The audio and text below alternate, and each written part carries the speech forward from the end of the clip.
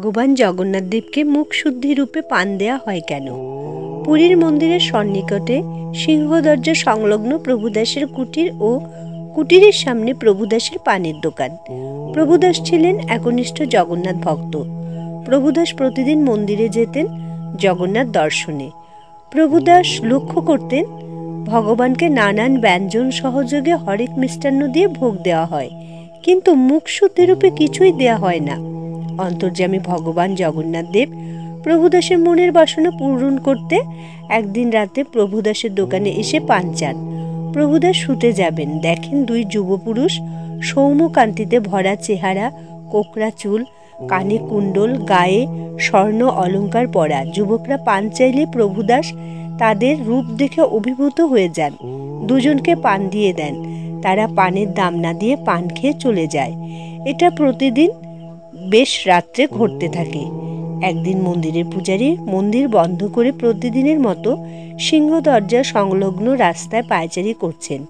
যুবকদের দেখে তিনি আশ্চর্য হন, ভাবেন এদের তো আগে কখনো দেখিনি, কে এই দুই যুবক? কয়েকদিন দেখার পর পূজারী বলরাম দাস প্রভুদাসের দোকানে গিয়ে যুবকদের পরিচয় জানতে চান। প্রভুদাস পরিচয় তো দূরের কথা, যুবকদের বিষয়ে কিছুই বলতে পারেন না।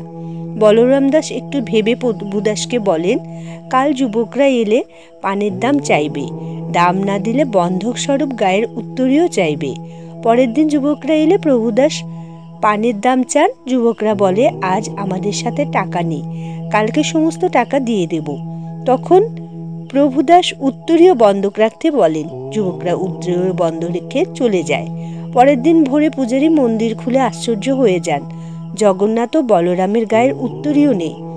বলরাম দাস রাজা প্রতাপরুদ্রদেবকে সমস্ত ঘটনা জানান। রাজা ক্রুদ্ধ হয়ে মন্দিরের সকল সেবকদের দণ্ড দেবেন বলে ঘোষণা করেন। জগতের নাথ জগন্নাথ রাত্রে বলরাম দাসকে স্বপ্ন দেখানো বলেন, প্রভুদাসের মনে ইচ্ছে ছিল আমাকে পান খাওয়াবে, সেই জন্য তার ইচ্ছে পূরণ করতে আমি প্রভুদাসের দোকানে গিয়ে পান খেতাম। পূজারী ভোর হলে রাজার কাছে গিয়ে ভগবান জগন্নাথ দেবের লীলার কথা জানান। রাজা দণ্ডরোধ করেন এবং প্রভুদাসের কুটিরে গিয়ে প্রভুদাসকে জড়িয়ে ধরে আলিঙ্গন করে বলেন, তুমি খুব পুণ্যাত্মা, ভগবান স্বয়ং তোমার কৃপা করে দর্শন দিয়েছেন। প্রভুদাস আনন্দে কাঁদতে থাকেন। সেই থেকে পুরীর মন্দিরে রাজা নতুন প্রথা শুরু করেন। 56 ভোগের পর প্রতিদিন ভগবান জগন্নাথকে মুখ শুদ্ধি রূপে পান দেয়া হবে। এই নিয়ম আজও প্রতিদিন পালন করা হয়। জয় জগন্নাথ।